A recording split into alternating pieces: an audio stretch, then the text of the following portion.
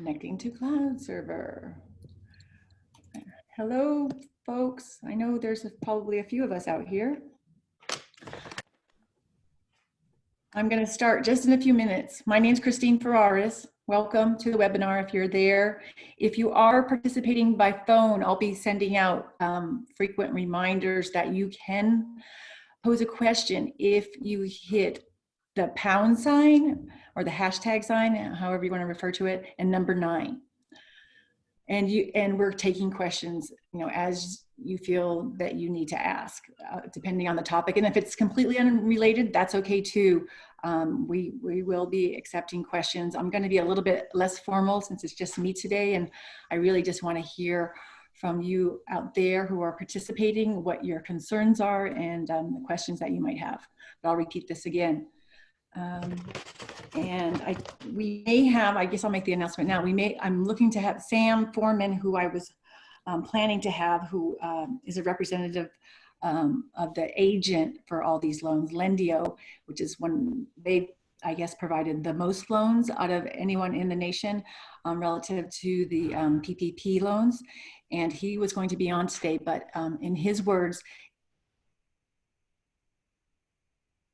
applications again on Monday. So hopefully we will have him next week to provide some updates and some helpful information. I'm hoping on the forgiveness side of things, but we will be addressing that within the webinar. So I think it is 1 minute after 12. I'm just going to go ahead and get started, and if people have questions, if they join late, Ellen, who is from my office, Ellen McBride, is helping me with the webinar, so she'll be looking at the Q&A and the chat as questions come up. If you have some immediate questions, she'll let me know. She'll just feel free to interrupt me, Ellen.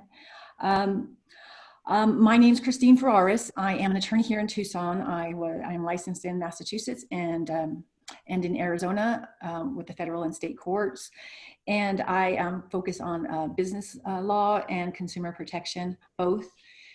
We do both that in our office, both those areas of practice, which means, generally speaking, some side is litigation and some side is just regular business guidance and consumer guidance in terms of warranty, fraud, misrepresentation, things of that ilk. I worked for the Attorney General's office here in Arizona in the Consumer Protection Unit, where we protected businesses and consumers from unfair and deceptive practices. So we have a huge, keen interest in getting information out to folks to help them protect themselves, business owners and consumers. And we are doing these seminars, or webinars rather, to help folks make good decisions about what they're doing in terms of trying to beat COVID-19 and stay in business.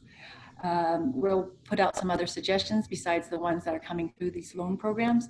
But as I said, we welcome any questions. I also would like to hear anything that people are doing that are alternative to some of the stimulus money that's out there. If they've turned their business from an offline business to an online business, either partial or completely. I'd love to hear those kind of stories. So feel free to put your question in the chat. We might be able to unmute you so you can actually speak, and that would be great. We haven't tried that yet, but Ellen and I are willing to try that. Again, if you are calling in by phone, it is star, or is it star 9 or pound 9? I have both on my notes, Ellen. Star 9. Is it, pardon? Star 9. If you're calling in from if you press star 9, it's equivalent to raising your hand. Okay, great. And then you'll be paying attention to that and let me know, please. Correct. Sure. All right, thank you. So as far as an agenda, I'm going to go through like what I've been doing, for the last several weeks, the loans themselves, some particulars about them. And if you have questions when I talk about that, that's fine. I guess the new news is, as far as the EIDL loans, it's still good to have the information. I don't want folks to think, oh, I don't need to know about that because there's no more money left. There's a good chance that Congress is going to come back again with some more money. So don't give up if that's one of the components that you're looking at to try to stay afloat. And there are other options that we'll go through. And we will be posting updates as we get them on our Facebook page. That's generally how we communicate with folks, as we get updates on a daily basis. So feel free, if you come across some information and want to share it with us and others, feel free to let us know, and we'll look at that. And if we think that it's actually true, then we'll post it. So I'll go ahead and share my screen with our program. Let's see. And about that way. As I said, Ellen, there aren't any questions right now, are there? There are a couple questions. If you'd like to start with those, that would be fine. I'm fine with that. Yeah. Sure, go ahead.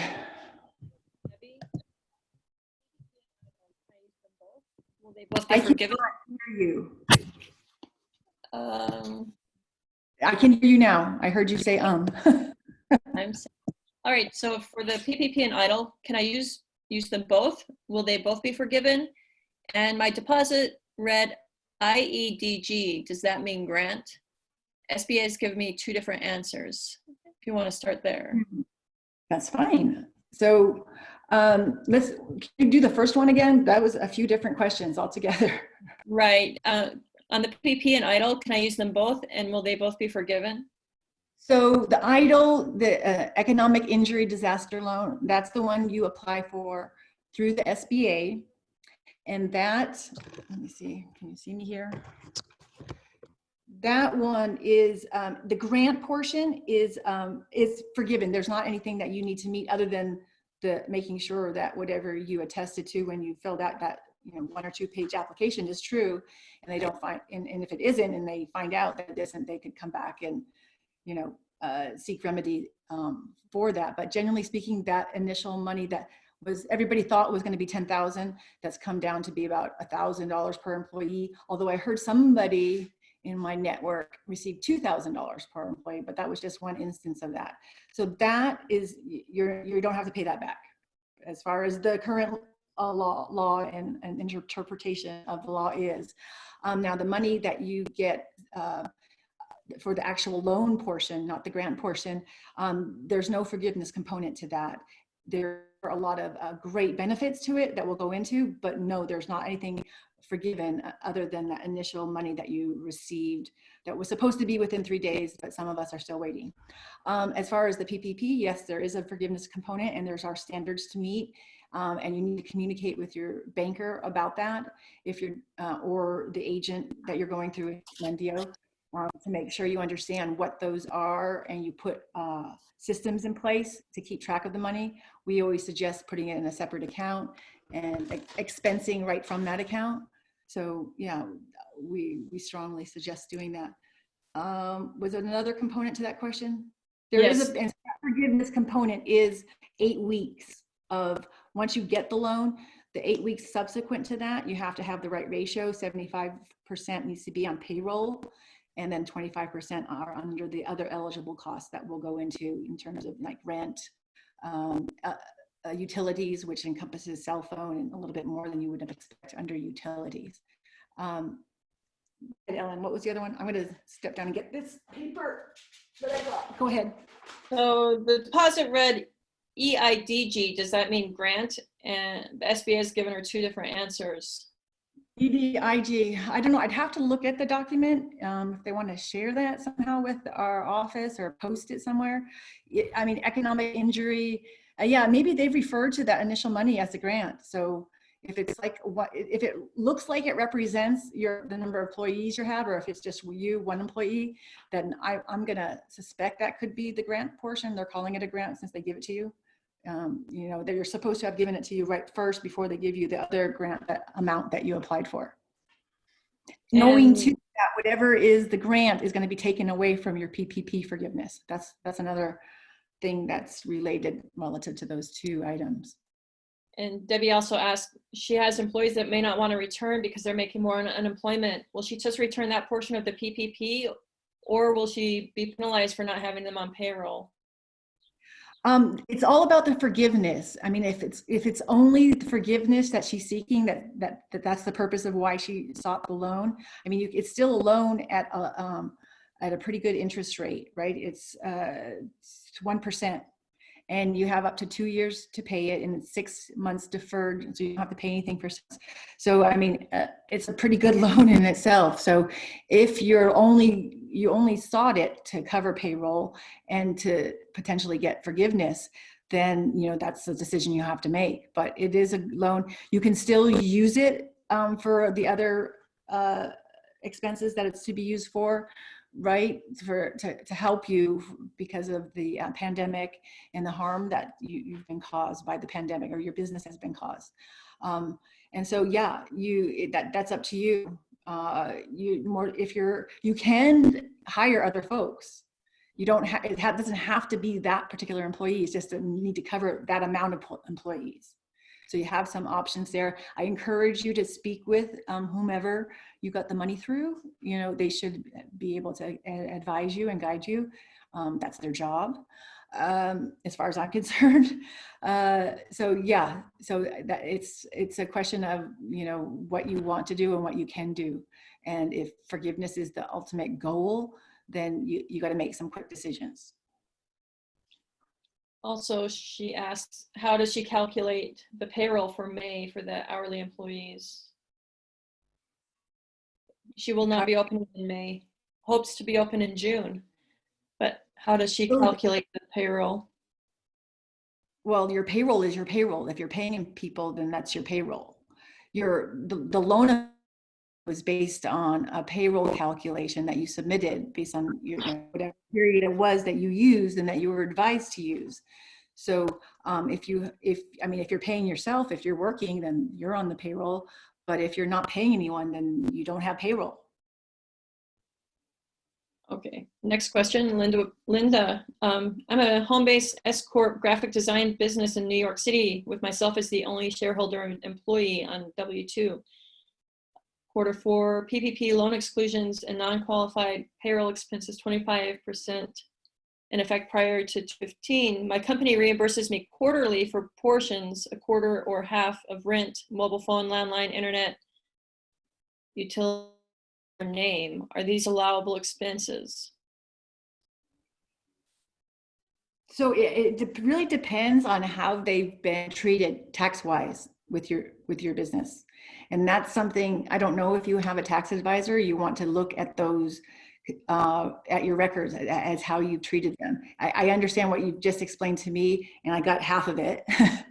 But I'm not an accountant, and I do have an accountant. We had an accountant on here a few weeks ago, and that's who you should be really, you need to speak to someone that, or just look at your records. How were you treating them? If you were treating them as business expenses, and you're a closely held entity. So my thinking is they are a business expenses, but these are the kinds of questions for the lender, because here's the thing, everyone. Each lender is treating things differently too. What they'll accept, what one lender will accept, another won't. So it really, having that sort of communication with whoever you got the PPP loan through is key, or who you're planning to apply through. These are the questions for them so that you are prepared. And maybe you'll go with another lender because they're actually more helpful. The customer service is better. So that's why, speaking with them and knowing upfront so you can strategize and plan. My thinking is, to err on the side of caution, but when they're looking at expenses and home expenses versus, if you have a separate office expense, if your home base is your office, then yeah, the expenses that you use for that would be, from my view, credible expenses that you can use under the loan and pay money for. But again, it's all about, has the coronavirus impacted you? I mean, has your business gone down? Do you have increased expenses? Is that what that money is being used for? So everybody needs to remember that's the overarching sort of mandate with this information. Are they going to be checking? From what I understand and what the law says is that it's not up to the lender to verify if your expenses are valid or not. They're basing it on your certification. So it's helpful for you to be as informed as you can, and whoever, if anyone has helped you. If you don't have anybody helping you, maybe you should at this time to make sure you're meeting the requirements. So Linda, looking at the remainder of your questions, it seems like it all falls under the same answer of you probably need to check with your accountant. Yeah, or any, tax advisor.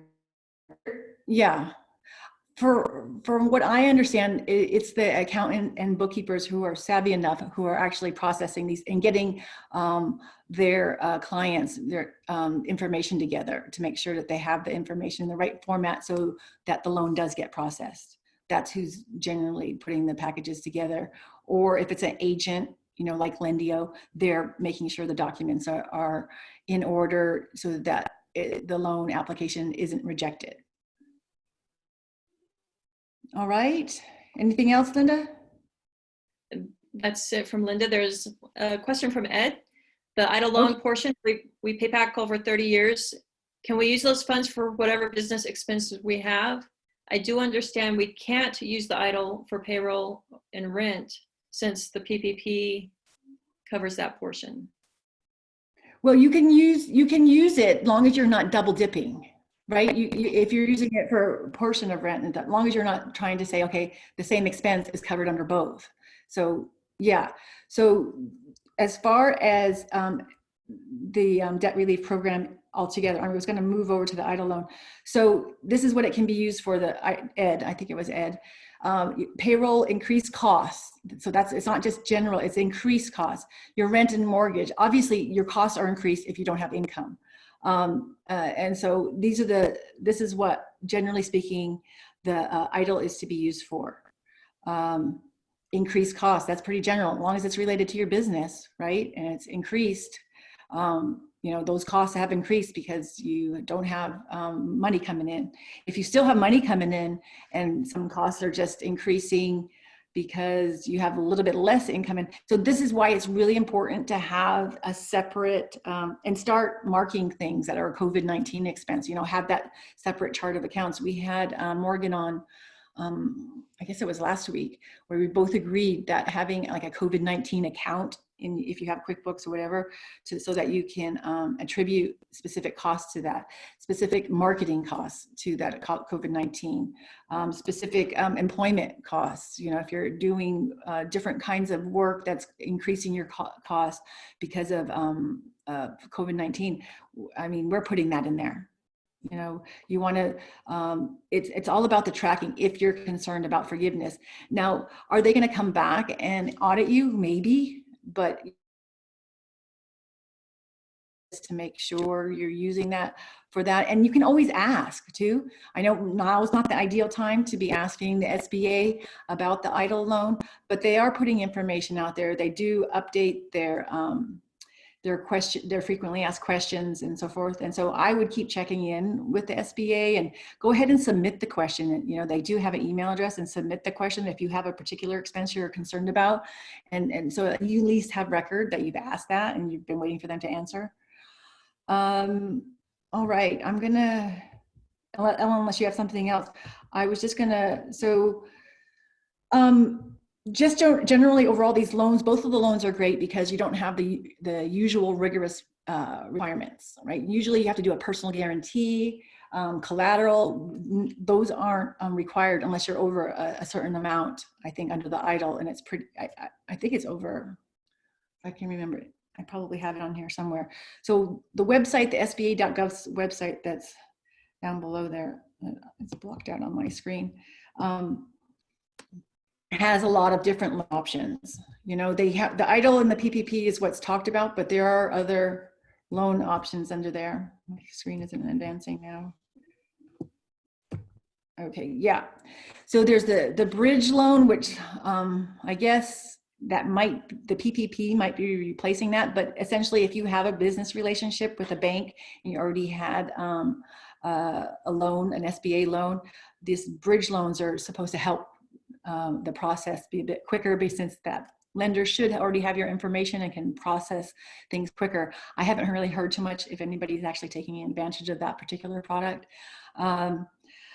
As far as the other idle, as we said, under the CARES Act, we have the idle and the paycheck. That's the one where you get the forgiveness, and that a lot of people are, trying to get their applications pushed through. This is just general information. One of the things I did come across that I added here last week was this smartasset.com for different kinds of lenders, and it kind of provides a summary of the lenders and a brief description of their process for processing, and I guess feedback as far as this website has received. I went to a couple of them. I thought they were pretty good. Lendio is on there, and some other banks, small banks in Utah are out there. That it looks pretty legit. So I'm recommending it to folks if you don't have a lender that you work with. I stress that if you do have a lender you work with, that's who you should go to. But as far as our office, our lender wasn't doing these loans, so we had to go elsewhere. So Ellen, if you want to copy and paste that, or no, you can't copy and paste that. No, I can't. Yeah, so I'll if anybody wants that, we'll be happy to send that part of the slide. And I believe we're uploading this slide presentation at some point. I know we haven't, but we will. So this is the EIDL loan. The max loan is $2 million. I heard that they're actually giving out $2 million loans. You have up to 30 years to repay versus the PPP, which is only 2 years. The maximum interest is 3.75%. Nonprofits, the max is 2.75%. I think my understanding under this is that the deferred payment is 6 months, but it could be up to a year. I haven't heard too much about that, but definitely the lender, or this is SBA rather, sorry, when you get the money, to make sure that that's confirmed. If you have to make the request for deferment up to a year, then do it if that's what you want to do. These are the covered paid sick leave. It can be used for that, for payroll, increased costs related to COVID-19. And as we discussed before with that question, that, if you have a specific question, I see there that somebody has a question, Jay Patel, and for some reason it prompted me up there. I'll finish this up and then we'll go over his question. The grant, what we're seeing now, unless you have 10 employees, which $1,000 each, you're not seeing that $10,000 grant. You're seeing $1,000 per employee. So if it's just yourself, then it's $1,000. As I said, I did hear somebody mention, another colleague, I think it was on the East Coast, he said he received 2,000, but I can't verify that.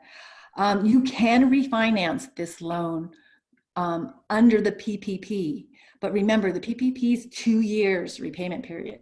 So that's something to consider. This is 30 years.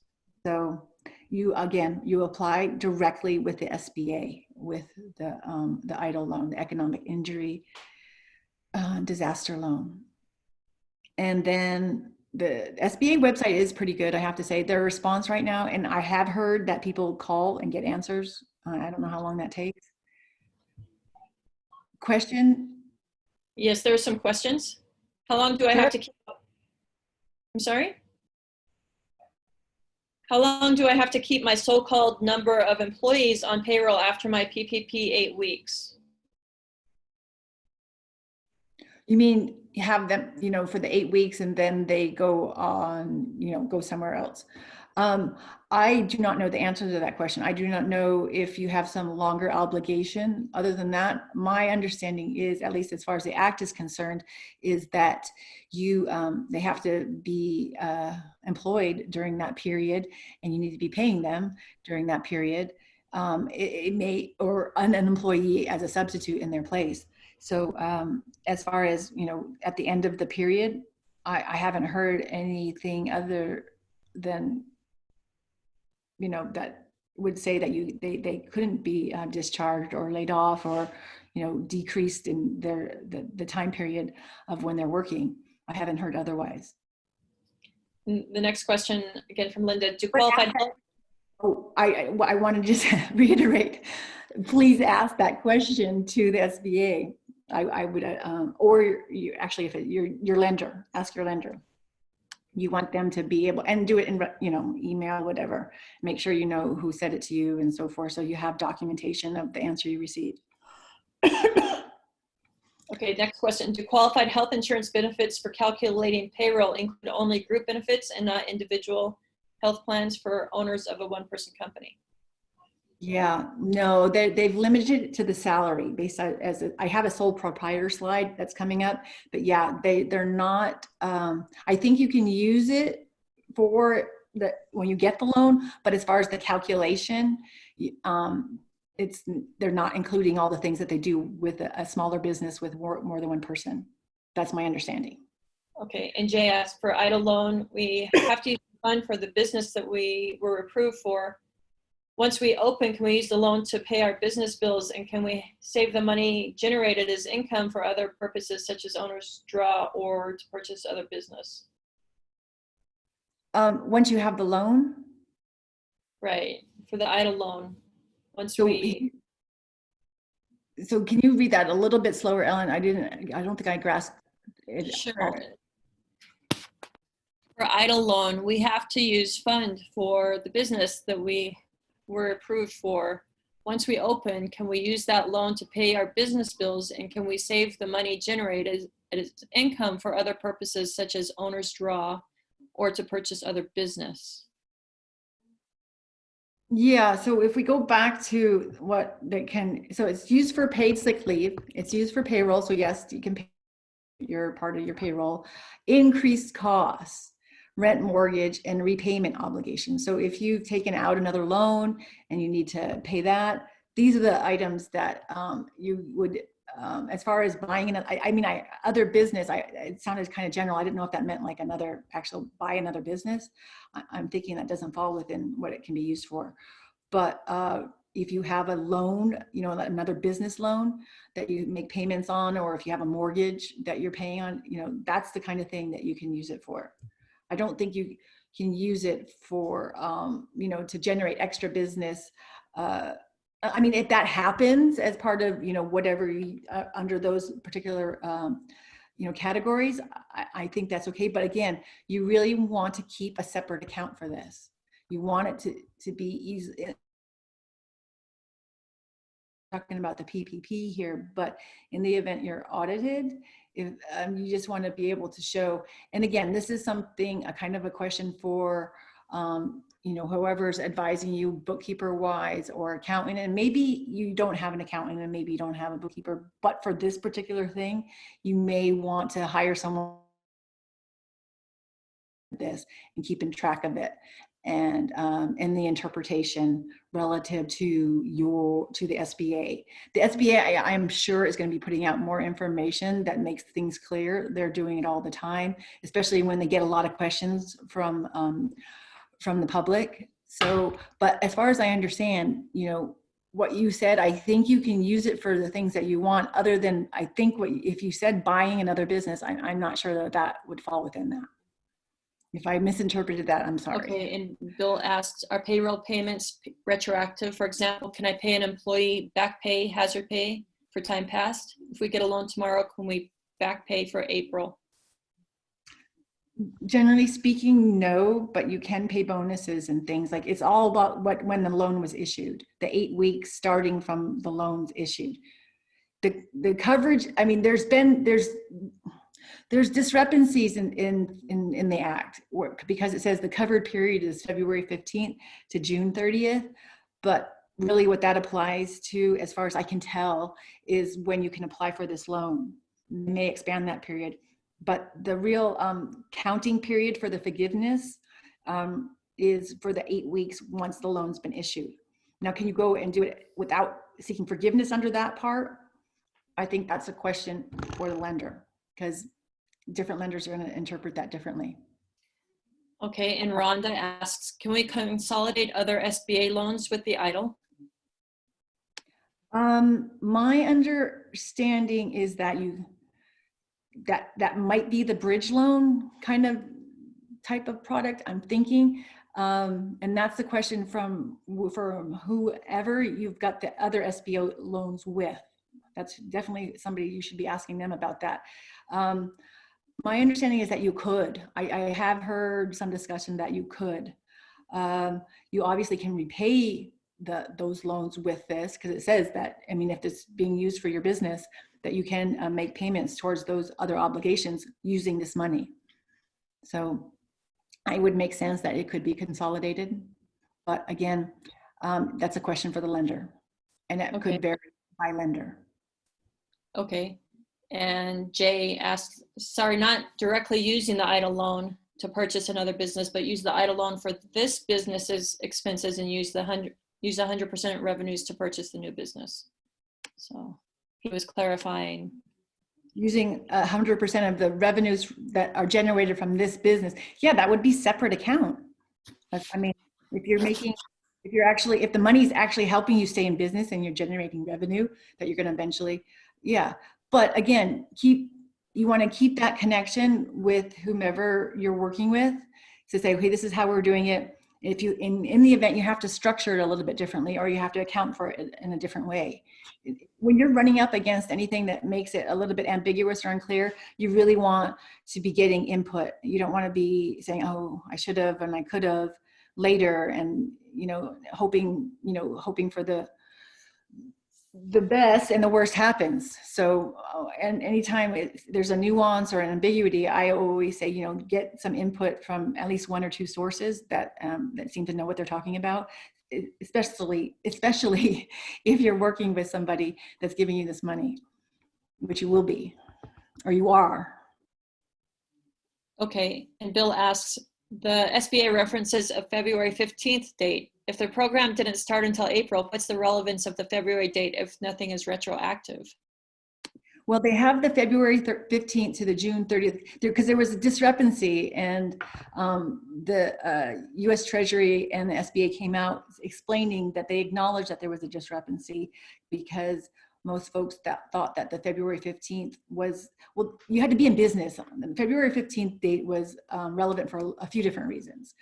It was the proposed coverage period for the payroll protection program, so that if you had payroll during that period, you were paying employees, that February 15th date, they wanted to see if you were in business and you were paying folks. So that was usually just the threshold standard to see if you were even eligible for the loans. And then they came out later saying, okay, what we really mean is that the coverage period for the loans is 8 weeks from when you get the loan. So you start using that money for your payroll. Now, like I said, it would make sense. It would make sense to me. It does make sense to me that you could go back to the February 15th if you've been borrowing money to keep payroll or taking from your personal assets to meet payroll, to reimburse yourself, or pay off that loan. So my thinking is yes, but again, you need to speak to the lender to make sure that it's okay, that they understand that, because even if you can argue that this is what it says, but if the lenders they're saying different things based on their interpretation and what they've looked at. So you don't want to think that you're okay because this is what the law says and this is what the act says, and then the lender says, well, that's not how we're interpreting it. We have this information from SBA and this is what we're told.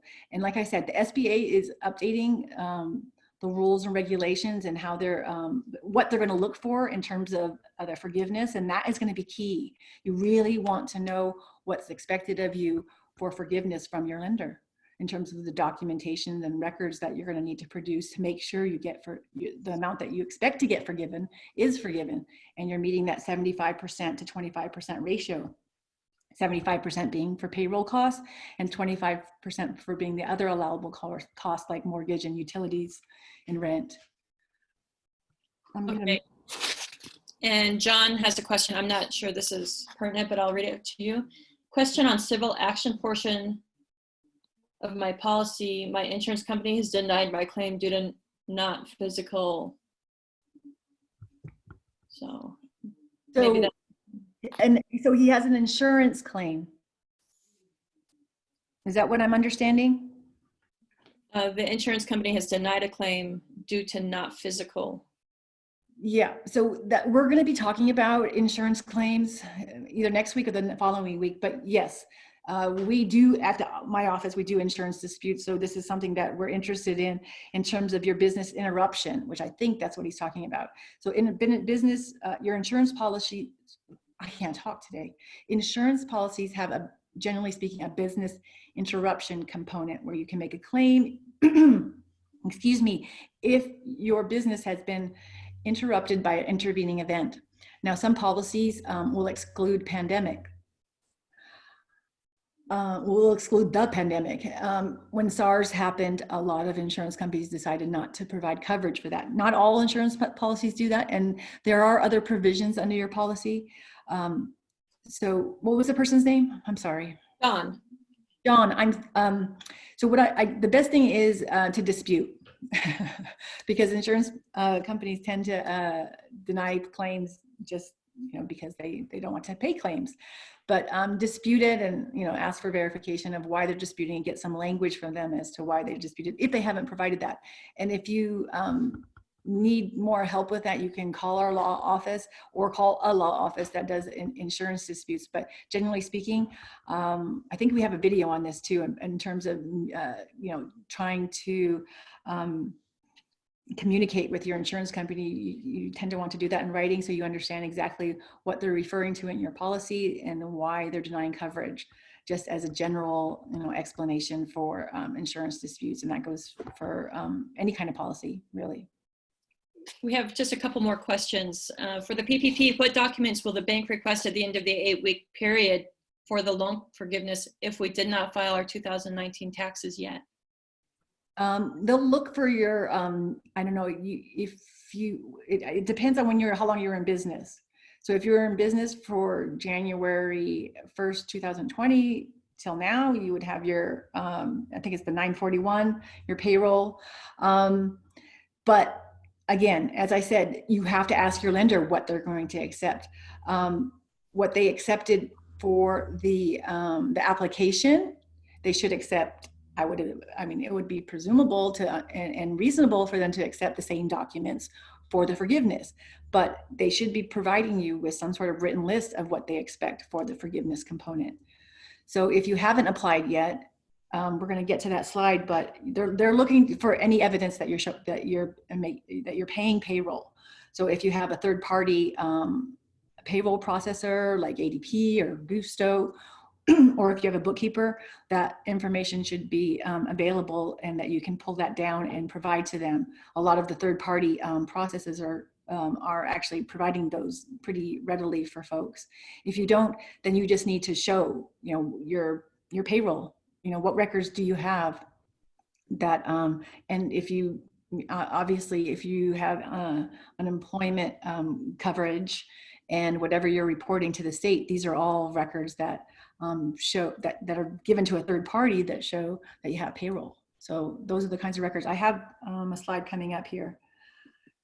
So that was idle. Who is eligible? So here's, I'm just gonna jump into this. Sole proprietors are eligible and independent contractors for the PPP loan. That was a little bit confusing for folks, but I think people got it now. You have to have been in business on February 15th, 2020. Your primary residence is the United States, and that you file, if you file a 1040 C schedule, that's where you're going to look to show you the self-employment income. I think it's line 31. Or if you just have 1099 miscellaneous records or invoices, bank statements to show that you were self-employed and in business on or around February 15th, 2020. I'm not sure what around means. I guess that means February 16th or February 14th, but I think that's what the language they use. So as far as the loan amount, it's 2.5 times your average monthly, my thing is interfering with the payroll cost. Alternative time periods, if you haven't been in business that long, right? For folks who weren't in business last year, they're looking at February 1st to February 29th, that period and what you had in terms of payroll and employees. Excuse me. If you have W-2 payroll, that means that you would issue a W-2 for folks at the end of the year. Is the sum of any compensation. I see there's a question. Well, let me just finish with this and I'll get to it. So salary, and this is W-2 payroll, right? This isn't the self-employed. You get to look at your wages, commission, and other compensation up to $100,000 in in wages. So the payment for vacation, sick leave, and other stuff, that's on top of the $100,000 cash limit for W-2. For the self-employed, they're sticking with 100,000. Actually, they're doing less. They're doing an 8-week average, which I'm going to get to. I have to correct myself, sorry. Group healthcare benefits, including health insurance premiums. Payment of any retirement benefit. All of this goes into the calculation for the 2.5 times. So state and local tax, not federal. It doesn't get calculated into that. Again, look to your bookkeeper or financial person, tax advisor for that. Let's see if I can bring this up, by the way. Sole proprietor. Oh, let me get to the question, sorry. Sure. Debbie says, I received my loan April 23rd. Can I begin paying my employees May 1st, or do I have to start paying them April 23rd? Well, it's the 8-week period, and you want to know that, I guess if you feel like you're going to be able to use whatever amount you received. I'm presuming it's the PPP. I just heard loan there. So if you got the PPP loan, you have this ratio you have to meet for what of the loan amount that you received, right? That you want to be forgiven. 75% of it has to be for payroll. So if you think you can meet that pretty quick in over the 8-week period, and the maximum, so yeah, 2.5 times for the PPP. I got to remind myself. So if you're of that 2.5 times, whatever that calculation is, if you're able to meet it pretty quick, maybe because you've hired an additional employee, or because you're having to pay more because people are having to work more because of COVID-19, then it's just a matter of figuring out when are you going to meet that 75%.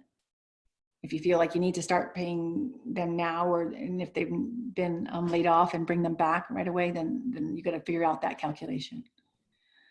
Any other questions? Oh, that's it for the moment. Okay, thank you. So self-employed, again, line 31 on the Schedule C, and then multiplied by 12, or, oh, not, yeah, I need to look. That's why I became a lawyer. Numbers aren't my friend. But I'm doing my best. So divide the amount by 12 and then times it by 2.5. So you get your average and then times it by 2.5 to get your maximum amount of the loan that you can apply for, right? Partners in the partnership report their self-employment income as a payroll cost filed by partnership, not each partner individually. So I mentioned the interim rule here. So this is the rule that was issued by the SBA and Treasury. If you want a copy, it's available online, and I'd be happy to send the link, or Ellen will. Just let us know in the chat, or email us. Ellen, if you could put an email address there for somebody in the office, whoever wants to receive these emails, go ahead. I mean, you can go ahead and put yourself or Patty in there if you are okay with that. And then we can send them the interim rule. But the interim rule basically kind of provides extra explanations for interpretations, and it's really helpful. I don't think they've issued anything else. I looked a couple days ago, unless something's come out today. Yeah, so before they were saying that you had to file separately if you were, for example, let's say you were a sole proprietor, but you still had W-2 employees. They were saying that you had to file as a sole proprietor and then separately for your W-2 employees. But now they don't want that redundancy. They want everybody to apply under one sort of umbrella, no matter, even if you have W-2 folks. It might be a different calculation, but they want everyone to apply under one application. Distributions and draws, they're saying, aren't going to be considered payroll. That I think there's some wiggle room there. If you can get an advocate or someone to help you, really show that this is your payroll, it's not just an extra distribution, then and that you actually have another, you do pay yourself in addition to the distributions. But generally speaking, they're not really keen on allowing distributions to be calculated as payroll. And that's just their take on it.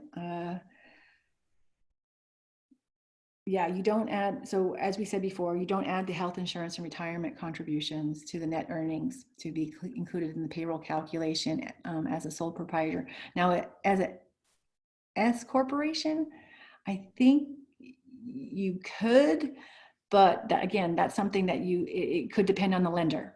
I'm not going to go out and say for sure, especially if you have more than one employee. Yes, this is I have this in bold at the bottom. If you're thinking about as a sole proprietor, single, independent contractor, seeking the unemployment benefits that are available for folks, just know that may affect your eligibility for the PPP program. I don't know how or what, but I'm sure they're going to reduce benefits either way on one side or the other. Any questions, Linda? I mean, Helen, sorry. Yes, there's one from Jay. So Okay. for the 8 weeks period, some of the checks might clear for that period after the 8 weeks ends. Is it going to be a problem if we give out checks to employees and some of the employees don't cash their checks until 10 to 12 weeks?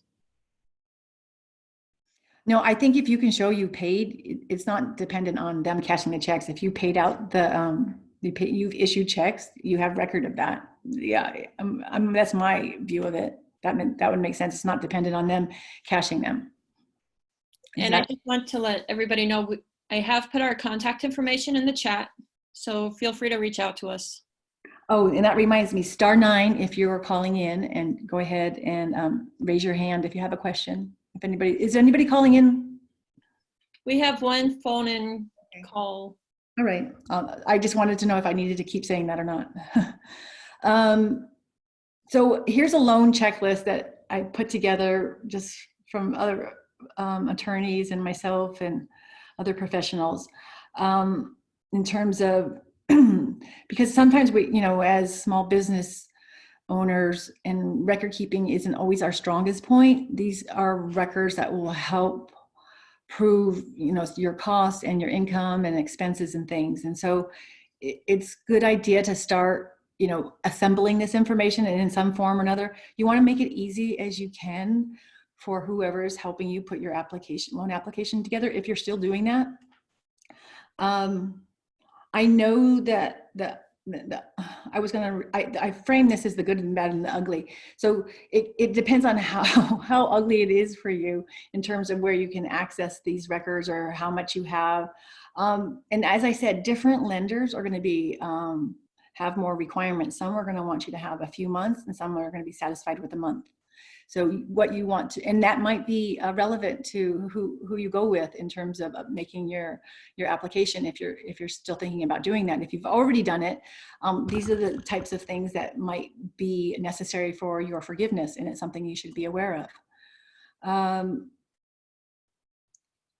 We're open to questions. I'll reiterate that. We're always looking for questions to help us develop our content and to provide helpful information for folks going forward. And we'll remain open to that. Even if we don't do a webinar, we'll post it in an information sheet or whatever with our website. So these are some of the things that the lenders have been directed by the SBA. This is the information that SBA put out there to say that these are the considerations that they need to consider under the CARES Act. The borrower uses the loan proceeds to maintain payroll. I think we can tell from the title of the loan, Payroll Protection Program. That's what it's for. So that's what it needs to be used for, under certain limits, and depending on what kind of entity you are, that's going to dictate that. And when you get the loan, as far as retroactive pay and so forth, that's a question that you need to ask to your lender. Can I use this for 2 weeks back, 3 weeks back? If you've taken out a loan to make the payroll, that would make sense that you can be making payment towards that sort of obligation.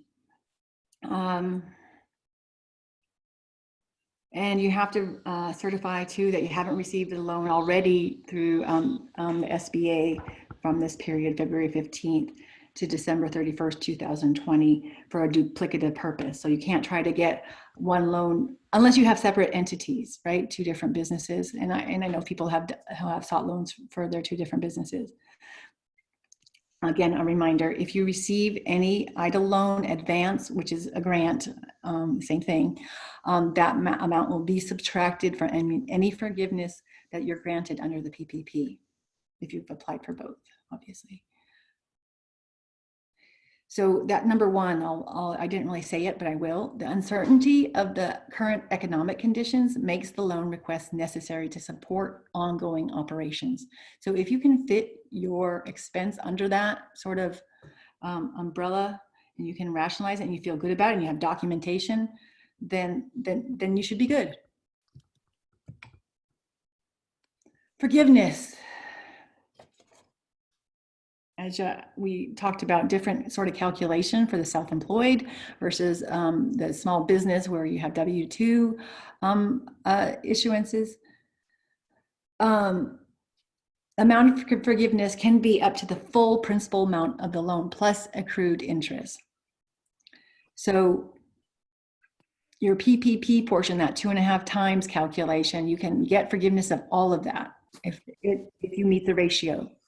The 75%, 25%. Records are going to be key.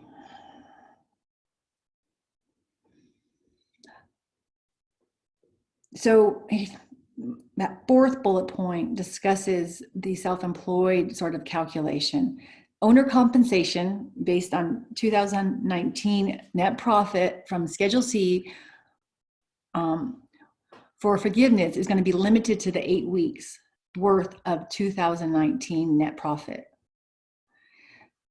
excluding qualified sick leave credit claimed or family leave under the FFCRA. So if you've gotten extra credits because of sick leave or a family leave, that's not allowed in your calculation.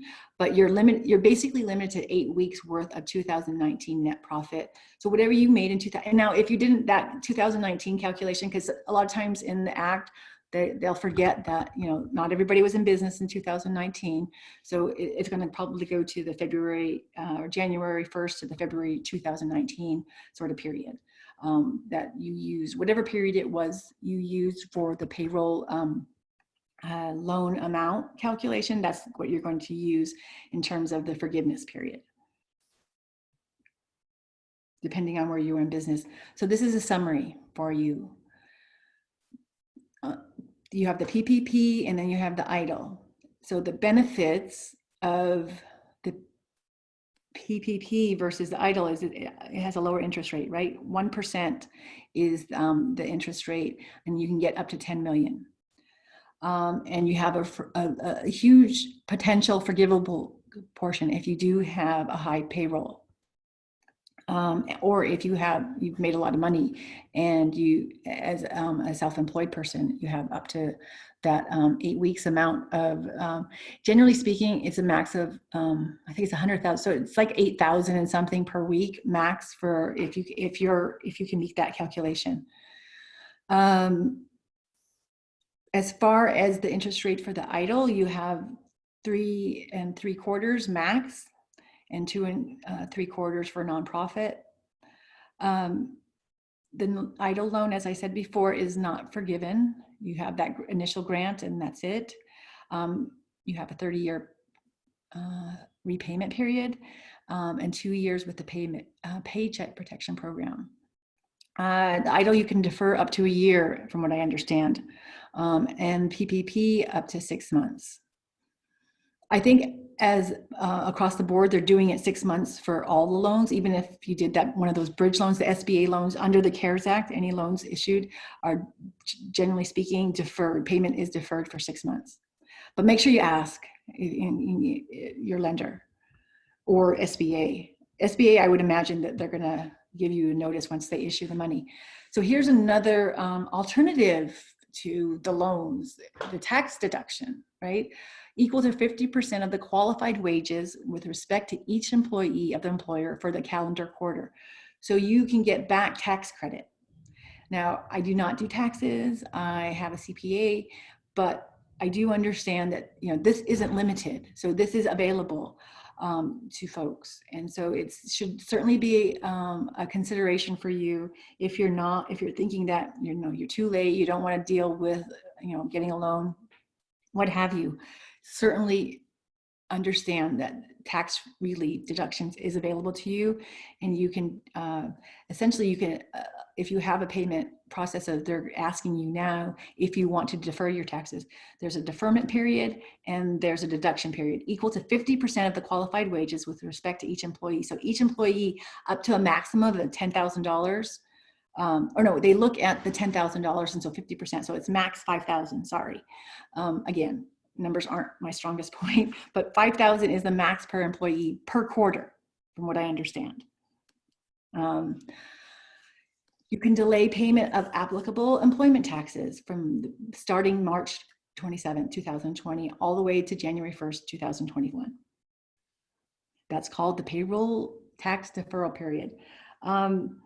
They're looking at clarifications for the self-employed. They really haven't put much out. And I'm sorry, I can't really report much on that.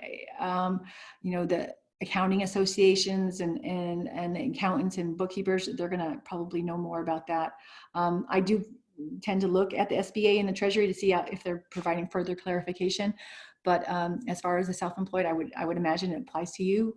If you have tax obligations that you do pay quarterly, that you'd be eligible for that, but they haven't given us clear guidance on that. One of the things that I did come across is that you can actually, if for some reason this credit applies to you, and actually you don't use all the credit, the IRS is actually going to issue you a check. Now, I have no idea how this works, but there's a form that you can you file, and then the IRS is issuing checks if you don't use all the credit that you'd be eligible for in terms of the tax credit.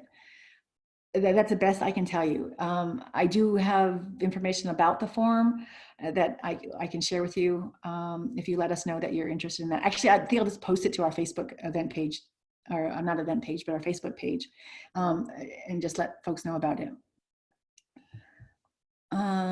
Arizona tax. So for Arizona folks, the filing of the tax and wage report that you normally have to do for your contribution has been extended to June 1st rather than the first quarter in April. I'm always telling folks, look at the Department of Labor's website, and to get helpful information. The Arizona Department of Economic Security, the ones that that oversees the unemployment and unemployment insurance and so forth. They're also, they're putting out a frequently asked questions. I tend to look at frequently asked questions. That's where I find the most helpful information from state and federal entities. Generally speaking, you don't have to do anything for these extensions. So just take them. We do have a question. Okay. From Jay. If we get the PPP and EIDL loan, can we refinance the whole EIDL loan under the PPP loan for the 1% for 2 years? You sure can. That's what it says. That's the what the CARES Act does say, that you can do that, refinance. But again, it shortens your period. But if you're good with that, yep, 1% is pretty good. And deferred, they're both deferred. The EIDL, I think, is deferred a bit longer. Yeah, the EIDL is up to a year. I'm not sure about the requirements to do that, if it's just a request or what, but again, ask on the SBA and or your lender. ADES updates, relative to unemployment and employee information. If you sign up for their newsletter, they send you updates, and it has helpful information in there. So I would go to the Arizona Department of Economic Security website and sign up for their newsletter, just so you get, in case they change obligations and make things more lenient for you. Rules are going to change. This stuff, what's happening now, is probably going to be different in a month. I don't know how different, but it will be different. So it pays to keep abreast of the changes so that you can strategize and make the best of it. I have the FFCRA in here just because it's in my slideshow, but unless we have a specific question about it, I'm not really going to go into it, other than it talks about the paid sick leave and the paid family medical leave, unemployment insurance. I think most people know now that unemployment benefits have been increased because of the federal subsidy of by $600 a week. My understanding that can go up to 39 weeks. I think some of the small businesses probably want to understand that, you know, you can seek a hardship if you don't want those requirements to apply to you, but it's a really high standard. Essentially, you're going to be put out of business, which is conceivable if you have to meet those paid leave requirements. Understand that, you know, that's all subsidized by the government. So you get reimbursed for that paid leave or paid medical leave, but obviously you have to pay it first and then you get reimbursed, which isn't ideal, but you can use any loan proceeds for that for those benefits. Yeah, a lot of people, you know, a couple of weeks ago had a lot of questions about being eligible because their state entity of, you know, whatever it is here in Arizona Department of Economic Security was saying, you know, you're not eligible, you're self-employed, you're not eligible for unemployment. But I think most of the state entities by now understand that everybody's eligible if they were working on February 15th in some capacity. What are your options? So this is more of the, like, what can we do? What can you do? There's other grants out there. There's other loans out there, depending on where you are and what kind of business you're in. I know I've seen things for artists. I've seen things that the Chamber of Commerce, they had a $5,000 loan. I don't know if they're doing that anymore, but I would, you know, do your research. We put things out on our Facebook page if we see things that people can apply for that you know, at least in our community, they may be eligible for. So there's other help out there other than these loans. These loans are great, and if you can get them, and you should apply if you think that if you know that you're eligible, because even though they say the money's run out or they can't process this application, you know, I think as long as there's a huge significant need, you know, hopefully the Congress will continue to act to meet those needs. But they have to hear from you. So, you know, light up your legislators. So when I'm strategizing with a business or talking to them about, you know, what they're trying to do, it's really, you know, you want to strategize. You want to talk to someone about maybe how some of the services that you had offline, how you can take them online. Because a lot of folks are doing great things, you know, DIY kind of things, you know, delivery, webinars. We're doing a lot more, obviously, with using the computer and Zoom with clients. And, you know, you can share documents, you can do a lot. And you can actually improve your business. You know, your business probably had a lot of must-do things to do in terms of systematizing and cleaning up things, like actually cleaning the facility, all kinds of things. So repurpose those, you know, the skills and educate your staff and your team can make you even more productive and profitable, you know, once we get through this, and we will get through it. This is a limited period. I know things are changing already. So just know that, you know, and make sure you take the time to get away from all the news and the chaos that sometimes we're hearing, and make sure you're thinking about what you want to do and how you want to do it. You shouldn't be just thinking about next month. You should be thinking about where you want to be this time next year and what you can do now to make sure you're there and meet those goals. I'm happy to take more questions. I always like strategizing with folks. You know, if you have questions after this and you want to schedule a time to talk, you know, just contact our office, and I'm happy to do that. Can I just say something too? Sure, please. Okay. We've had a lot of great questions. Yes. I just want to remind attendees, we will have a poll. Oh, yes. And we'd ask that you really participate in the poll. We intend to do better and better. And like she said, things change all the time.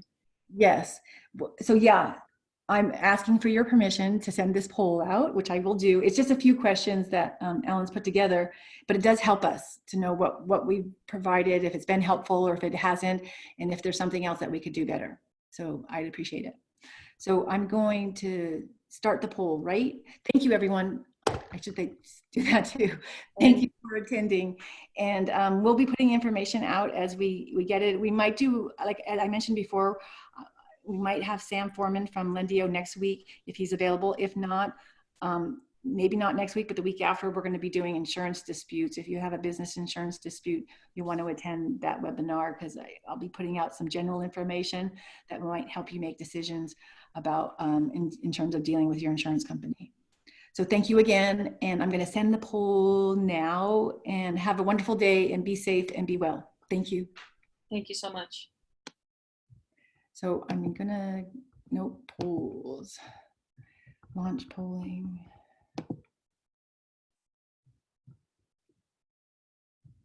So I have to stay on, right, Ellen, to do the poll, right? Yes, go ahead and stay on, maybe just mute, so you're. Okay. Yeah. Okay, thank you so much. Thank you.